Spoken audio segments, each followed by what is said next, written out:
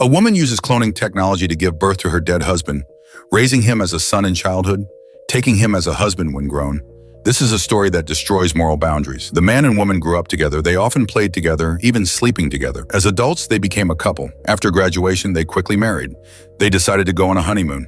The husband's still on the journey, discussing whether to have a boy or girl, their faces full of happy smiles, unaware of the approaching tragedy.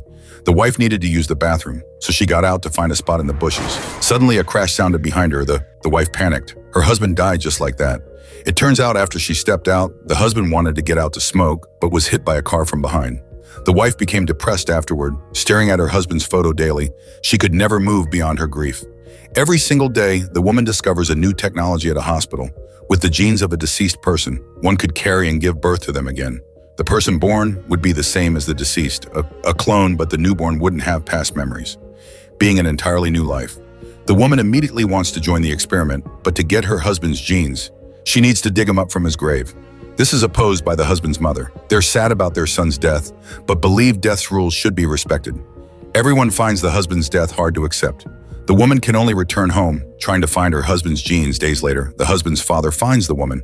Knowing his son's death devastated her, he gives her his son's genes, then leaves the sad town with his wife. The woman quickly takes the genes to the hospital. She wants to resurrect her husband fast so they can meet again soon.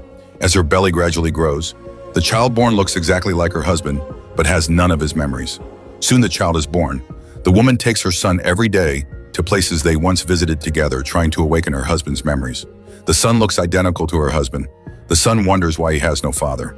The mother only tells him his father died in a car crash before his birth. The son doesn't ask more. In his eyes, his mother is a mysterious woman, always carrying a faint sadness with a very strong controlling nature, never allowing him to play with female classmates. The mother even follows him to school, afraid he'll be taken by a girl, but the secret eventually leaks. The woman notices neighbors looking at her strangely. Gossiping behind her back, her hospital information was leaked. They discovered her son's identity as a clone. Villagers won't let their children play with her son. The woman is very upset but still doesn't reveal the truth. To protect this secret, she moves away with her son to the seaside where she once lived with her husband.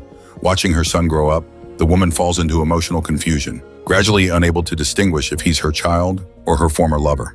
After a long wait, her son finally grows to adulthood. Looking at him, she becomes bewildered, though identical to her former husband. Now in the body of her son, the woman doesn't know what to do. Is the person before her husband or son? But the next day, her son brings home a girlfriend. The mother completely panics.